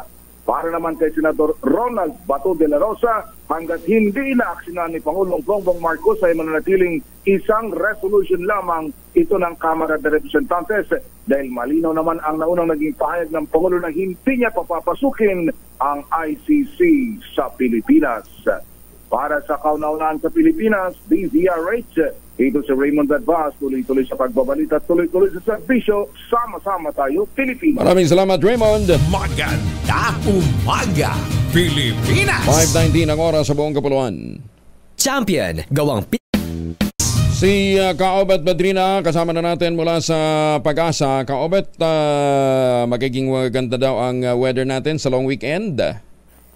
Magandang umaga, Sir Angel. Oho, tama po kayo. Medyo at least, siguro pwede natin sabihin po, Sir Angel, mababawasan yung mga pag-ulan na naranasan, lalo na dito sa may Eastern Visayas. Tamang-tama sa kanilang mga ginagawa ngayon ng mga recovery or mga pag-aayos po ng mga daan na nasira at saka mga lugar na nag-landslide. Kasi in-expect natin medyo hina yung epekto ng shear line dahil hihina din yung amihan rather. Dahil ho doon, so yung temperature difference hindi naman siya masyadong magiging ganong kataas. So, posibleng mabawasan. Ulitin ko po posibleng medyo mabawasan na talaga yung mga pag-ulan na maranasan, lalo na dito sa may Bicol region at Eastern Visayas. Although today, in-expect pa rin natin yung Bicol region at Quezon province, ganyan din yung Palawan, maulap yung kalangitan na may chance ng mga pag-ulan. Habang mahihinang ulan naman ang mararanasan, dulot ng amihan sa Cagayan na province, Isabela, Apayao at Batanes, dulot pa rin yan ng amihan. Habang sa nalalabing bahagi ng Luzon ay may mga isolated light rains tayo. Sa nalalabing bahagi naman ng Visayas at Mindanao, dito may mga thunderstorms and rain showers dulot ng mga localized thunderstorms na ang localized thunderstorms, Sir Angel, may mga reports tayo na pwede rin magdulot ng mga biglang pagbaha, lalo na ho dun sa mga pag nagkakaroon tayo ng mga heavy to intense na pero hindi naman nagtatagal ng mga pag-ulan.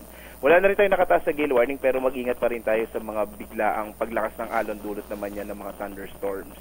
Wala rin tayong inaasahan na low pressure area. So sa nalalapit ho, Huwebes na ngayon, sa Monday ay walang pasok, long weekend, medyo maliit na yung chance na magkaroon tayo ng bagyo at least sa this coming weekend. Sir Angel, yan po yung ating inaasa magiging lagay ng panahon mula sa Pag-asa. Weather Forecasting Center, Obet Badrina. Magandang umaga po. Maraming salamat ka, Obet. Ayan, mababawasan kahit paano ho yung mga pag-ulan, lalong-lalo na dyan po sa may Eastern Samara. Dyan po sa may area na yan ng Samara. Pero hindi na tayo dapat na mag-relax. Ready pa rin ho natin ang ating mga emergency kit. Dahil alam ho naman ninyo, yung mga biglang pagbaha, hindi natin na-anticipate kuminsan. Pero yung paghahanda, pwede nating anticipate. Lagyan ho natin ang Pamil Alcohol ang ating mga emergency kit. Dalawa ang formulation ng Pamil Alcohol na pwede nating pagpilian. Yung Pamil 70% isopropyl alcohol, especially prepared for clinics, hospital, pharmacies, laboratories, pero okay na okay din po sa mga emergency kit natin. Very effective yan sa disinfection at sterilization. Ganyan ang bagsik ng Pamil 70% isopropyl alcohol. Maghapon man yung gamitin, no problem. Hindi po manunuyo yung mga kamay dahil meron po yung moisturizer. Yun naman mabangong Pamil rubbing compound improved alcohol. Ayan yung mabangong isopropyl alcohol na ginagamit ho ng mga masahista, mga barbero, mga doktor, mga nurse, mga kumadrona, for sponge bathing and other cleansing purposes. Family rubbing alcohol parang di siya reachable na sa mahabang panahon. Mabibili sa namang butik at convenience stores nationwide. Family rubbing alcohol, hindi lang pampamilya, pang sports pa. And speaking of pamilya, si Aramina gusto daw magka-dragon baby sa susunod na taon. Alamin natin ang detalye mula kay Gorgie Rula. Gorgie? Mahigit 2 taon na rin kasal si Aramina sa politiko niyang husband na si Dave Almarines. Kaya ang tinatanong na sa kanila ngayon ay kung kailan na ba sila magka-baby. Ang sabi ni Aramina sa press ko ng Glitter Entertainment Chatter ay pinag-usapan na raw nila ni Dave na next year na sila magkaka-baby. Pinaghandaan na raw nila ito dahil gusto raw niya talaga ng dragon baby. Kaya todo trabaho daw muna siya ngayon para next year ay magbabawas na siya sa pagtanggap ng mga projects para makapag-concentrate na raw siya sa kanyang pagbubuntis. Ayon daw sa huling check-up niya sa kanyang OB-GYN, pwede pa raw siyang mabuntis pero magpapa-check up pa raw siya ulit para sure lang. Heto ang say ni Aramina. I had my check-up, okay naman. But that was early last year. So I think by this December, papa-check up ako ulit. Syempre, I'm not getting any younger. Pero kaya ko pa daw kasi normal naman ako doon sa first baby ko. So, let's see. I hope kaya pa rin naman. Pero hindi ko na paabutin ng 2025 kasi I want to have a dragon baby. Ayan ang pahayag ni Aramina na parang excited na sa kanyang pagbubuntis next year. At ang sabi pa ng actress, open naman daw siya magpa-in vitro fertilization kung talagang kailangan dahil hindi naman daw siya bata na. Pero sa ngayon, ang pagkakaalam niya ay pwede pa raw siyang mabuntis. Mula sa kauna-unahan sa Pilipinas, DZRH, ito po si Gorgie Rula, tuloy-tuloy sa pagbabalita, tuloy-tuloy sa serbisyo, sama-sama tayo, Pilipino.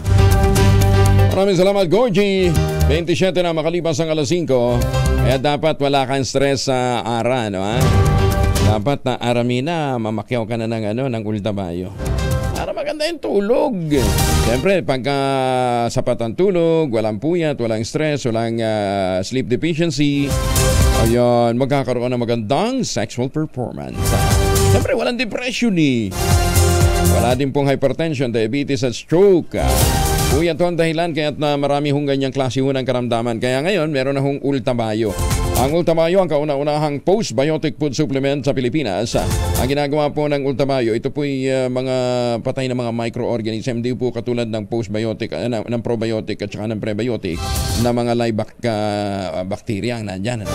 Ito hindi. Mga dead na mga microorganism. Ina-activate ho yung commander ng ating immune system pagpasok ng katawan para maproteksyonan ang ating sarili laban po sa sakit at mga impeksyon at nakatutulong para magkaroon ng magandang tulog. Siyempre, pagka magandang tulog, maganda ang gising. Rekomendado ng mga doktor at rehistrado sa Food and Drug Administration. Kaya lang ho, yung mga minors hindi pa rin ho po pwede. Kaya doon ho sa mga may gustong maitanong pa, mag-text ho kayo sa 0917-110-6580 para po sa karagdagang impormasyon. May nakastambay na po diyang mga health experts. Available din po sa Lazada, Shopee at TikTok. Meron dyan po sa Zamboanga, nasa John's Pharmacy, sa San Pedro Laguna, sa Pasmed Pharmacy. Sa panahon ho ng pagbabago ng panahon, kinakailangan natin ang mga tinding kaagapay para guminhawa ang buhay. Nandyan pong Ultabayo. Pero sa Metro Manila, malapit-lapit na ha. Relax lang ho kayo. 3,000 ang naghihintay na premyo sa ating Mahiwagang Tunog. Mahiwagang Tunog!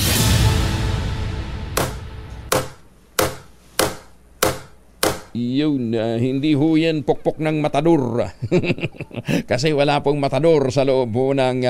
meron sa bahay. Sige, pero yung items na hinahanap po natin, 2 items. Makikita po sa bahay, makikita ho sa sala, makikita ho sa kusina, makikita ho sa opisina, everywhere. Basta't ikaw ho ay nagbabalak mag-merienda. Maganda umaga, Pilipinas! So the keyword is... merienda. Ayan, ano ba yan? Ang inyo pong masagot, ipadala po ninyo sa 0919-282-6485. Sundin ang tamang format ng pagdetext. Empty space, name / address / contact number / at ang inyong sagot. 1 pesos lamang po maaaring mag-text sa ating text line gamit ang inyong mobile number. Plano ng Kamara de Representantes na muling buhayin ang pag-i-issue ng Protocol Plate number 8 para sa mga kongresista.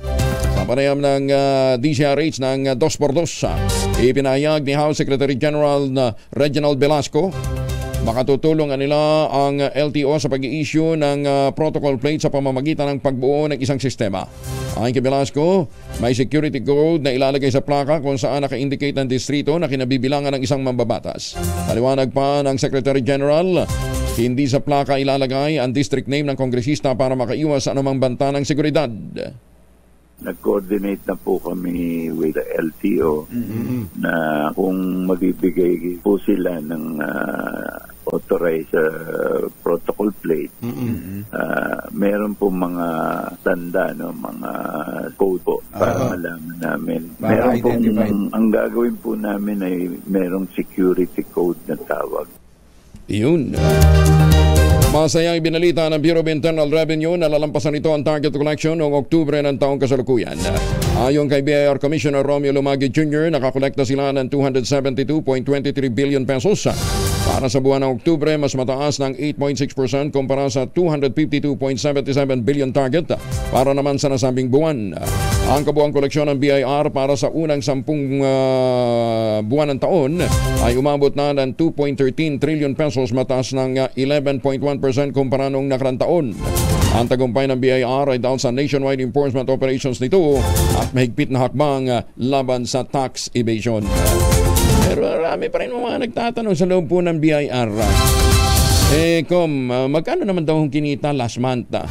Bakit parang laktaw-laktaw daw? Bakit nung October, October in-announce, yung September, pilyo talaga itong mga meron na ito. Sabi nga nila, lalong-lalo na yung mga hindi nakakakota dahil ala silang, LOA, mabuti pa daw yung mga kapamilya, laging nakakagol. Mga intrigero kayo, ha? Nagagalit sa inyo si Kome. Good morning, Rafi. Patunay na epektibo ang mga programang pang-agrikultura ni Pangulong Bongbong Marcos para bumaba ang bilang ng mga Pilipinong naghihirap at nagugutom. Payag ito ng National Anti-Poverty Commission Secretary na si Lopez Santos III matapos iulat ng Octa Research na mahigit sa 1.3 milyong pamilya ang nakaraos sa gutom, umangat naman ang kahirapan sa buhay ng nasa 1 milyon. Matatandang nagbuhos ang Pangulong Marcos ng production support tulad ng abono at binhi para sa mga magsasaka. Ayon kay Santos, bumalik din ang tiwala ng mga negosyante at mga foreign investors sa bansa bunsod ng tamang polisiya at direktiba ng Pangulo. 33 na makalipas po ang alas 5 na umaga. Nako, ito mas magandang development to ito dahil ito para ho sa mga consumer ho ng kuryente. Kasama na natin ang kinatawan ho ng First District ng Laguna, si Congressman Dan Fernandez. Kong Dan, magandang umaga po sa inyo. Hi, good morning, Kong, at sa iyo mga nakikinig ng mga taga-subaybay. Ikaw ba, wala ka nang balak talagang bumalik muna sa showbiz? Naghahanap sila ng magagaling na mga veteranong aktor eh. Babalik tayo pag kasama kita, pare. Malabo na yon.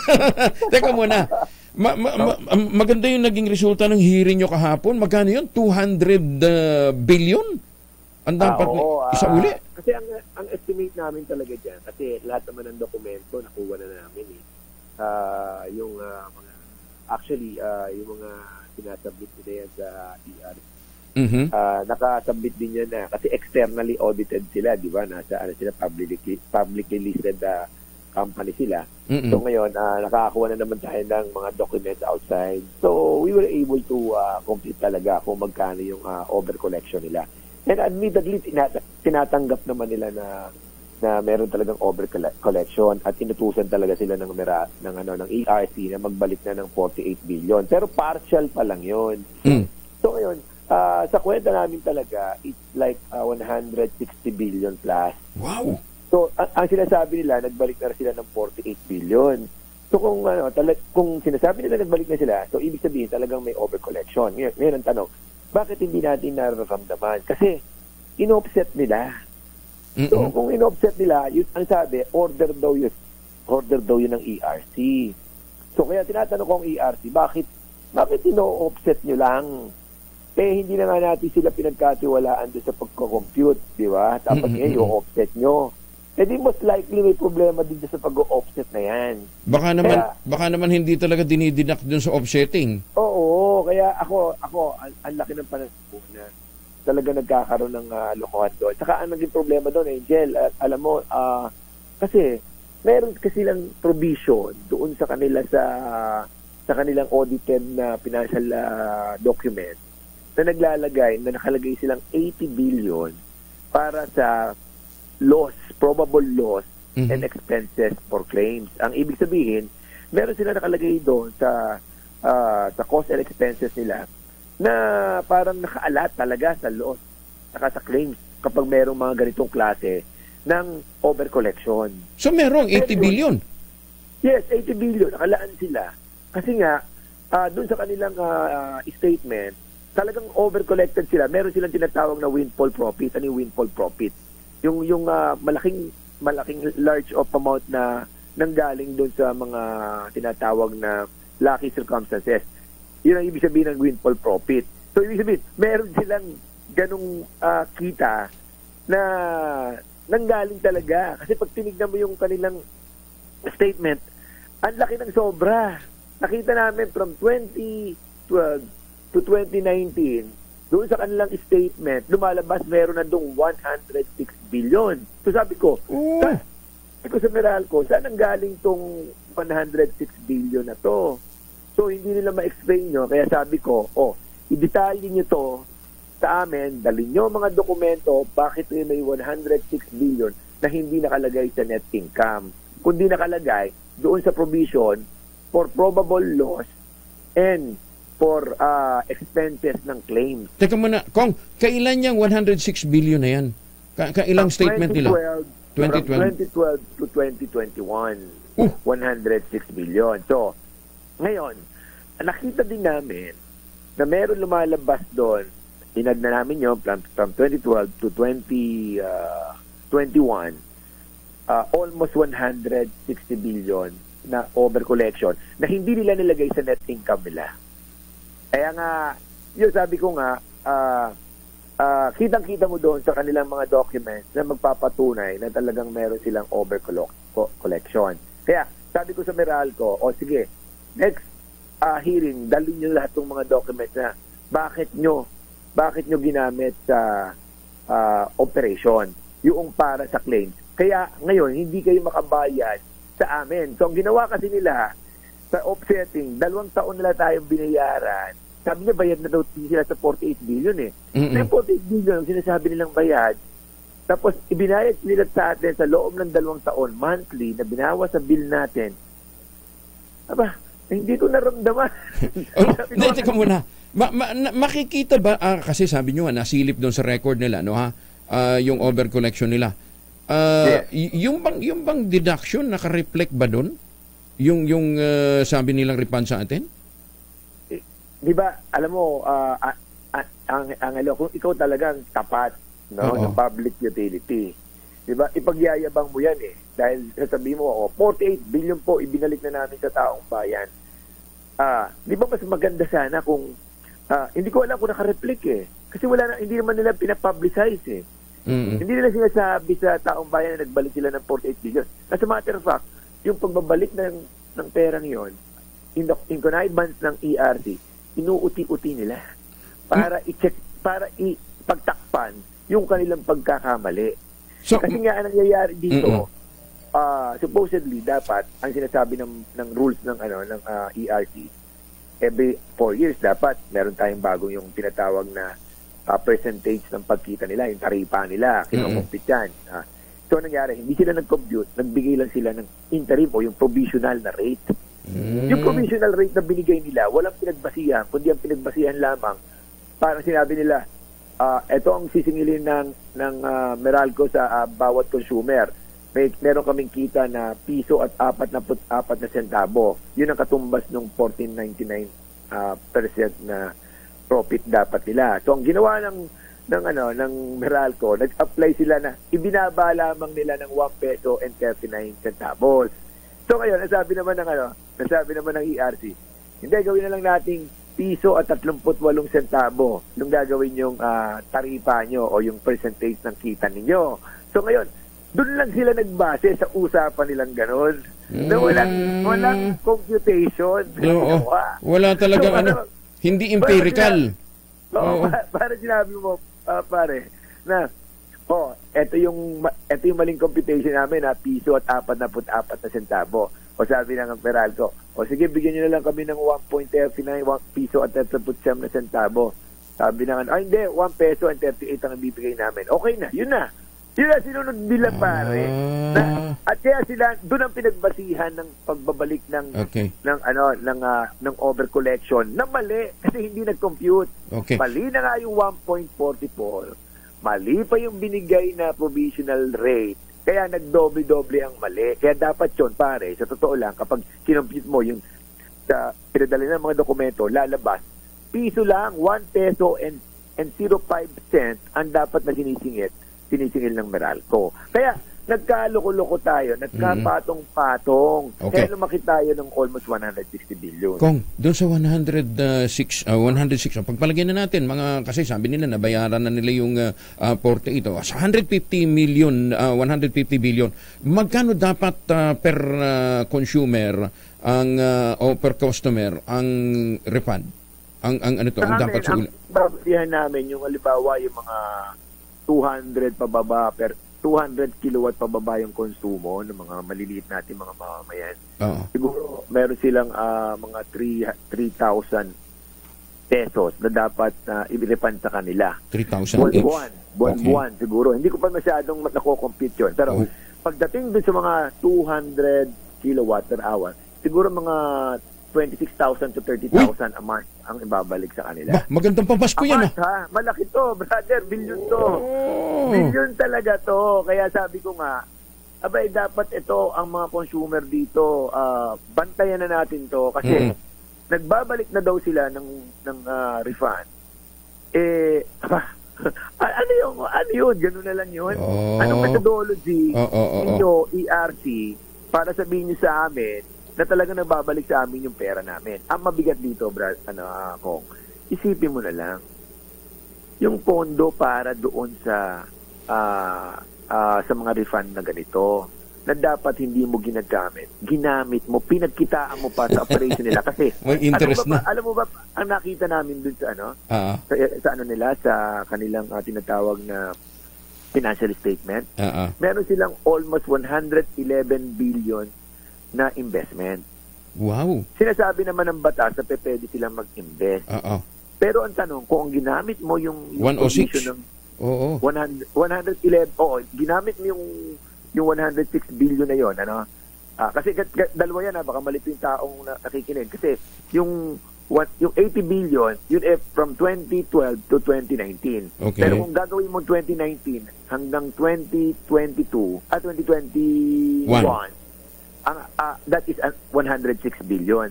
Kaya pinakita ko lamang doon yung computation na mula 2012 to 2019 yung 80 billion. So ngayon, ang tanong pare kasi ginamit nila doon sa investment. Dapat may interest tayo doon. Correct. Correct. May share tayo sa interest. Ay, naku. Kong, ganito ha. Anyway, kailan na susunod na hearing nyo para matutukan ho natin? Talagay ko ang hearing natin dyan sa susunod na mga December 5, 6, or 7. First week of December yan. At tututukan natin talaga. Sige. Dahil napakalaking bagay nito para sa mga mamamayan. Paki-update kami ha, Kong ha. At napakaganda nitong ginagawa niyong paghahanap na ito. Alam mo, Angel, hindi lamang to alam mo ang implication nito? Kasi meron pa tayong ibang 20 distribution utilities sa buong Pilipinas. Yes. Most likely, ganyan din. Oo. Baka may kasabwat din nga sa ERC. Anyway, sige. Basta tayo, keep in touch para at nalalaman ng bayan. Yes, Kong. Maraming salamat po. Ingat po kayo. Thank you. Ang laki nun 200 billion yung dapat i-refund. Kung ginamit nila sa investment, pagpalagay mo na lang sa 1%. Di ba? Pagkatapos yun ang isa sa uli sa atin. Malaki-laki na rin yan. Kemeral ko Maganda umaga, Pilipinas! Niluluto nyo kami sa inyo sa aming sariling mantika, Alas 5:45 na. Ang balitang ito. 50 na po ang oras sa buong Kapuluan. Mali, happy birthday po kay Governor Marilu Cayco ng Batanes. Siyempre, binabati din ho siya ni Malu Cabral at ng kanyang best friend, kaya naman best friend, BFF, si Mayor Day Macalma. Mayor, happy birthday, ha? Malayo kasing Batanes, padadalhan sana natin siya ng tangerine chocolate. Ang tangerine chocolate po ay produkto ng mga magniniyog dyan po sa lalawigan ng Quezon sa tulong nga po ni Dr. Helen Tan. Ito pong mga magniniyog na dati umaasa ho sa Kopra, ngayon po ay mga MSMEs na. Meron na ho silang sariling brand ng chocolate, ang tangerine chocolate. May mahigit 10 variants po ng tangerine chocolate na ang mga raw materials ay galing din po sa mga ani ng mga magsasaka. Ang ginawa ho ni Dr. Helen Tan, yung pong mga magagandang planting material na kakao galing Davao, hinakot papunta ho dyan sa Quezon at itinanim sa ilalim ng mga nyugan. Kaya ngayon, meron ho silang sariling brand ng chocolate. Available sa 0919-095-5935 ang tangerine chocolate po. O dili kaya sa tangerinechocolate.ph. Ang sabi nga ni Dr. Helen Tan, sino bang mambalasakit sa ating kapwa Pilipino kundi ang mga Pilipino din po. Kaya tangkilikin ho natin ito pong produkto ng ating mga magsasaka dyan po sa lalawigan ng Quezon. Sabi po ni Dr. Helen Tan, panalo kayo pag itong inyong binigay na pamasko. Maganda umaga, Pilipinas! Random drug test isinagawa sa mga empleyado ng Caloocan City Hall. Nandun din si Edwin Duque, Aris 23 Edwin. Angel, nagtapos na rin yung pagpasailalim sa random drug testing sa lahat ng mga empleyado ng Caloocan City Hall. Ito'y bilang goals of the drug-free city umano ni Mayor Along Malapitan. Ito umano ay bahagi ng programa ng Caloocan Anti-Drug Abuse o ito yung at ang Human Resource Management and Development Office. Ito'y sa pagsasagawa ng random drug test sa North at South City Hall. Ang programa ay bahagi umano ng rektang pag-obserba ng alkalde sa mga empleyado, gaya ng kanyang pangako na maging ganap na drug-free city ang lungsod. Ayon sa alkalde, isa umano ang random drug testing sa mga paraan upang tiyaking malinis ang hanay at lahat ng mga empleyado ng pamalang lungsod ay pagkatiwalaan ng mga batang kangkalo. Ito rin umano ang paraan niya upang masukpan droga ay ang makatao at hindi lamang nakatuon sa paghuli ng mga lulong sa nagtutulak o nagtutulak ng droga. Dahil sa manong palakasin ng mga rehabilitation program, kasama na rito mga proyekto, pagkabuhayan para sa mga dating gumagamit ng bawal na gamot upang tuloy-tuloy ang kanilang pagbabagong buhay.